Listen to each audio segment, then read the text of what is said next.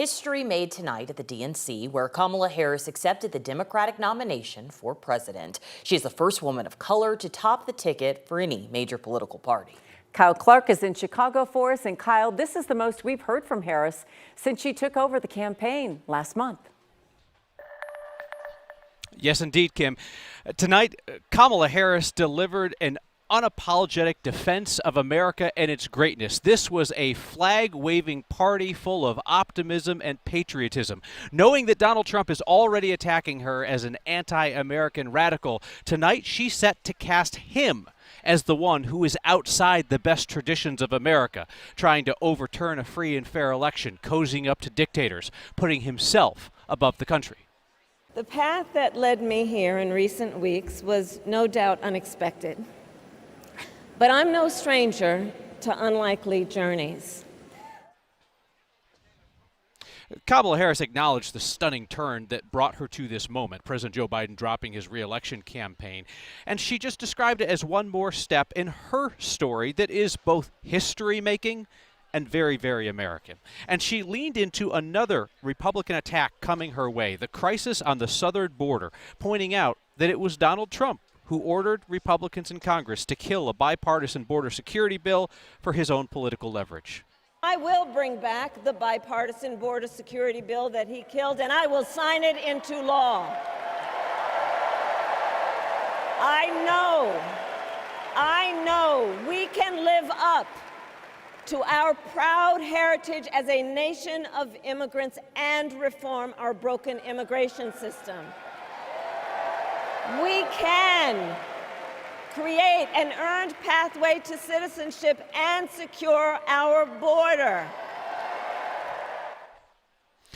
There was no talk tonight of the progressive wish list of items that Kamala Harris ran on in the Democratic primary in 2020.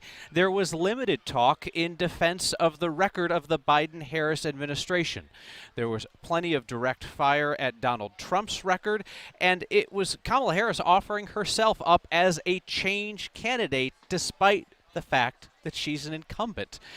On one issue after another, she said that Trump was the radical, that Trump was the one disrespecting American traditions. That's been a big theme of this week, of Democrats trying to reclaim ground that Republicans have taken for themselves in recent years. Harris caps off a convention that heard from two Coloradans here on its final night. It was a pretty standard Democratic stump speech from Colorado Democratic Congressman Joe Neguse, and a more pointed attack on Donald Trump's disrespect toward the military from former Army Ranger and Congressman Jason Crow. Leaders always go first. But Trump, he would push your son or daughter out of the plane and then abandon them when they come home. Our troops deserve a commander-in-chief who will always have their back. That leader is Kamala Harris. Don't let anyone tell you that the American dream is dead. It is alive and well, and it will grow even stronger with Kamala Harris as the next president of the United States. Instant reaction from former President Donald Trump, who live posted his way through Harris's speech on social media, critiquing her at first for saying thank you too much, saying that she was speaking too rapidly. He complained that her running mate Tim Walz was actually an assistant football coach at a high school and not the head coach. And then Trump said that Harris was just complaining about things. That's a wrap on the DNC. So with the conventions now behind us, this race for the White House begins in a new way. A wrap, perhaps, but Kyle, before you go, we have to ask about the surprise guest that never was. Like, what the heck? Where's Beyonce? We were waiting. There were so many people that thought that Beyonce was going to show up, that Taylor Swift was going to show up. I saw somebody on social media say that the two of them were going to sing a duet, and then, you know, there was going to be Simone Biles doing flips across the stage while Dolly Parton played a guitar and an eagle soared through the air. But I think it was best put tonight, actually, by somebody else. I won't steal his line. I'll give him credit. It was Suphan Deb from the New York Times who said, if you think about it, in the perspective of the last couple of months, the surprise guest here tonight really was Kamala Harris. You bet. You bet. And maybe we don't get all of our news from TMZ. No, shame on us, but we were waiting with bated breath. Yeah. Kyle. Thank you. Okay, thanks, Kyle.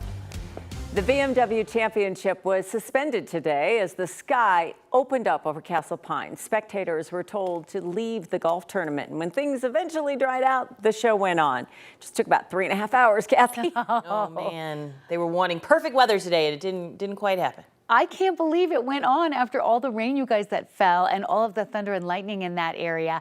And we are still tracking a line of severe storms across northeastern Colorado, headed into Nebraska and Kansas, and there's more moisture feeding in. This little shortwave will exit and things will calm down a little bit. But we had a half an inch of rain in an hour's time in downtown Denver, and there was a little bit of street flooding right as the evening drive got underway. Temperatures warmed to the mid-80s today, so a nice break, and we're in the mid-60s now. Comfortable weather out there. Winds remain lighter now, shifting a bit. We've had some concerns for flooding in the burn scar areas with the rain day after day, but I think things are going to start to warm and dry heading into the weekend. So all eyes on the eastern plains. The severe thunderstorm watch for areas like Lyman and Burlington extended out till 11 o'clock, and that's because of 1 to 3 inches of rain, thunder, lightning, thunderstorm wind gusts to 50 and 60 miles per hour, and a continuing flash flood warning for Burlington, where they're still dealing with the remnants of that line that moved through. Showers have moved out of Denver. Severe threat still in play across eastern Colorado because there's still a moisture to work with. But look at this temperature trend over the next few hours. Lovely. Another round of storms tomorrow. The timing and impact for your Friday coming up. Stefan Long says he's ready to move forward. The man who shot and killed 2 people on I-25 last year just spoke for the first time since the Denver DA dropped all charges against him. 9 News reporter Rachel Krause joins us now. And Rachel, the DA says the evidence matches what, Long has essentially said all along, that this was self-defense. Yeah, that's absolutely right, Alex. And Stefan Long walked out of the Denver jail tonight surrounded by his family and friends. He says he's grateful that they were there to greet him as he leaves this painful chapter in the past. At the edge of Denver's jail, family, friends, and advocates cheer Stefan Long as he takes his first steps, free of his ankle monitor and all the charges against him. Community always been there for me since the first second I was arrested. So I couldn't thank you guys enough, community, for being there for me and showing so much love to my family and support and just lifting us up during this terrible time. A moment significant for so many, especially his mom. There's so many people that I'm thankful to right now, but I don't ever want to discredit that 2 people did lose their lives, so I'm praying for that family as well. But I'm thankful for my son and what we've gone through, this journey that we did not have to go through. Long was first arrested following a shooting after a road rage incident on I-25 last June. Investigators say Blake and Damon Lucas cut Long off, and when he pulled over, the men attacked him. Long told 9 News previously he was scared for his life and couldn't get away, so he shot the men and drove off. For more than a year, he's claimed self-defense. Now DA Beth McCann says the evidence of self-defense is clear, dropping all charges against him. Alexander Landau with the Denver Justice Project says that's not enough. Because, Beth, yes, you get the credit for finally dismissing this case, but you also deserve the scrutiny for charging him in the first place. No new evidence was presented. Everything that led up to this dismissal is the exact same evidence you were looking at from day one. Long says constant support from his family, from the community, helped him through this tough year. Now he's ready for a new path forward. Just want to take this time to enjoy with my family and start moving forward. The Denver Justice Project says while they're glad to see Long cleared of all charges here, they say this shouldn't have happened in the first place. They want to see aggressive prosecutorial practices addressed and more equitable treatment for people of color in self-defense cases. That work, they say, will continue. Rachel Krause, 9 News. The man chosen to be Aurora's next police chief says he's in it for the long haul. The city introduced Todd Chamberlain at a news conference today. He's a former Los Angeles Police Department commander. He also served as police chief for the LA Unified School District. If he's confirmed, he'll lead a department that's faced allegations of racism and biased policing, a department that's been under the watch of a consent decree, an independent monitor, and has for a long time said it's working to win back the trust of the community it serves. Chamberlain is promising change. I am going to articulate out what I need to fix, what I need to change. If there's issues, I'm going to address them. I'm not going to say I'm going to sit in the chair for 2 years and wait until somebody else comes in and fix them. I'm going to fix them. The city council will hold a vote on his confirmation on Monday. If they approve, he'll be sworn in on September 9th. You know, there were no community meetings, forums, not even a conversation with the community or leaders about choosing Aurora's next police chief. Candace Bailey calls it disheartening. She's an activist who led protests against police brutality after the death of Elijah McClain, and again more recently this year following the death of Kylan Lewis. She's been involved in the selection committees of past police chiefs.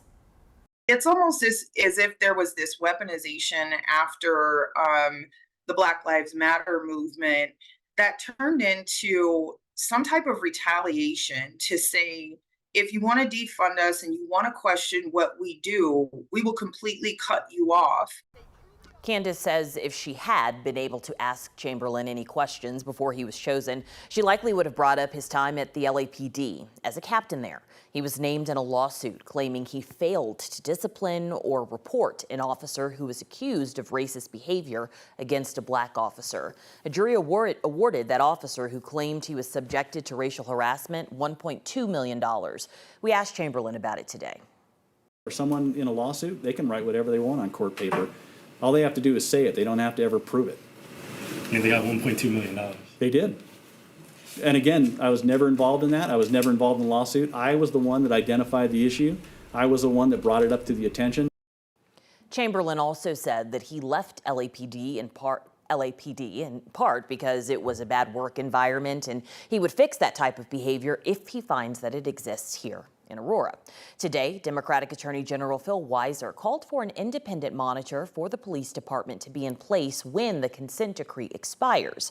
He wants there to be a permanent structure for independent review of the police department.